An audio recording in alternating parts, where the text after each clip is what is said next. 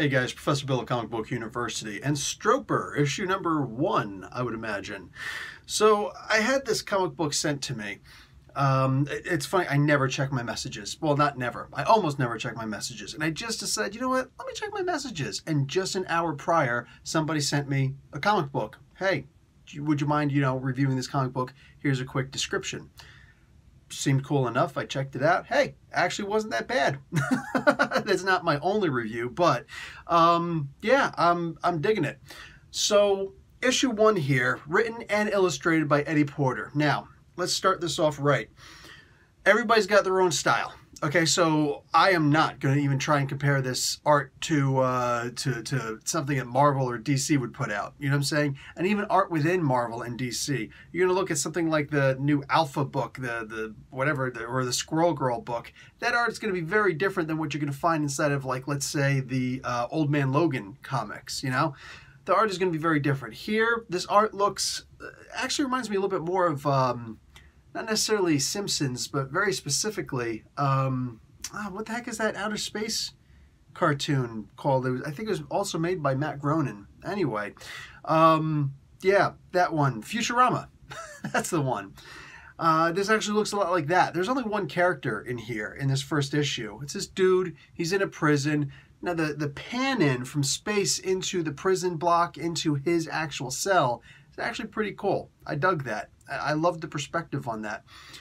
He's going to tell you that he's about to go out and kill somebody who framed him or messed with him, something to that effect. That's the backstory.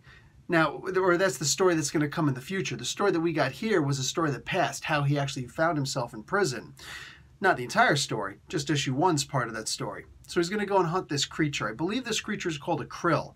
I know for a fact all these eggs around him, they're called krills. And they look kind of like them. They're just missing those little spike things on the side. They look like spiders anyway.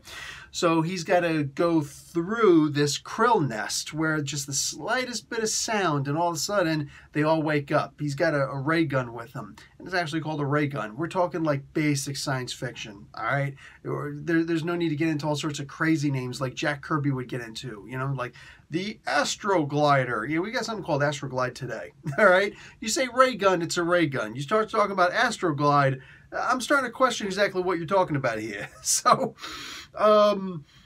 he's like, I'm going to put this ray gun down. I'm not going to shoot this thing with my ray gun because if I do, before I even release that trigger, every single krill egg on the side of this, hilltop is going to open up and hatch, and they're going to come in, they're going to eat me. So I got to kill this thing the old-fashioned way. And he pulls out a knife. I'm thinking, this thing better not be that big. Nah, it's about 4 times his size. Overall and everything, like, this thing is huge, but it's shaped like a rock at first, and he goes and he stabs this rock, so it opens up and it's like, how dare you. It doesn't talk, but anyway, it's rah, which I think translates to how dare you, and starts fighting him. He's going back and forth. It's he brought a knife to a monster fight, I'm just saying, but he's able to take this thing out eventually. And the problem is we're going to leave on a bit of a cliffhanger for issue 1 because there was way too much noise. And all these krill wake up. Now, fortunately, he's not standing in the middle of the nest, all right? That's still on the hilltop, and that's still, like, line of sight. And they are headed right towards him. They see him like, ooh, din-din. So he's like, help, I need an evac really quick. And he's trying to hightail it out of there. That's where we're going to end. Yes, spoiler, that's issue 1. There's a little bit more than that, but the art, we don't have a whole bunch of smaller panels. Usually have, like, let's say 3 panels going down, sometimes less. While the art itself isn't going to be great. It's not going to be something where you're going to look at it and go, oh my God, this is going to compare with stuff that, the best artists have done. No, it's not going to happen. I believe this is Eddie Porter's first comic book. You know what I'm saying? At the very least, the first time I ever heard of this guy. The trick is that a lot of the scenes that are in here, very, very cool. Look, when you've got this big spider creature, let's just say it's a krill-ish, okay? this krillish thing is staring at him. It's like, I'm going to eat you. And then the dude goes and throws a flash grenade, and it's blinded. You get to see all sorts of different effects. You get to see like a lens flare. You get to see a little bit of a blur. You're starting to see the way that it would see, even though you're looking at it. And it's cool because it's trying to figure out what's going on, and before you know it, it's got a knife through its mouth and up, like he's basically hooked like a fish. So I dug that. I dug that. While the art may not be perfect, there's a very distinct style there that I like. There are all sorts of tricks being used to make it better. I'm going to compare it to the difference between knowing how to play guitar really, really well and even playing like you know, a symphonic harmony on your guitar, or knowing all sorts of really cool dive bomb effects and, you know, cool sounds that are going to get all your friends be like, oh dude, that's cool. You may not be able to hold you know, anything more than a melody, and that's what happens here. The melody for the art is absolutely held down. And then there's a couple of dive bombs, you know, hammering, finger hammering, and all sorts of crazy things happening also, which make it well worth its while. The art should potentially pick up, but at the same time, even if it didn't, the way I look at it is a lot of the European comics, and I don't know where this comic actually came from, the internet. It could have come from anywhere, preferably on Earth, but otherwise the Krill sent it, and that's going to be a bad thing for me. I've seen art from Europe where it doesn't look right, because that's not the way I'm used to seeing it in the American comic books, but it doesn't mean that it's bad. It's just different. You get used to that style. All of a sudden, dude, I don't really care what the art looks like anymore. I'm loving the story. There's not a whole lot to read here. That's okay. A lot of what's left is innuendo for the reader to pick up on. So seeing a facial expression after a certain sound, when he scuffs his foot or steps on something that cracks a little bit, all of a sudden some of the krill eggs start to move a little bit, like uh-oh, and you see the expression on the guy's face.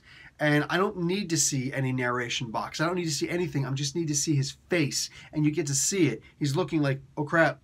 His eyes kind of relax a little bit, his face relax, and all of a sudden he kind of, you don't even hear the whoosh. There's no need for it. There's no need for any of that. It's just the idea that you get to see his facial expressions, how this happens. So again, the art is very different from anything I'm used to seeing.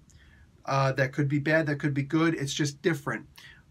But there's a very distinct art style here, and there is a lot of control over what's being put on that palette. So I'm digging it. I'm digging it. The story itself seems pretty solid. I actually really do want to see issue number 2 and see what happens in the future.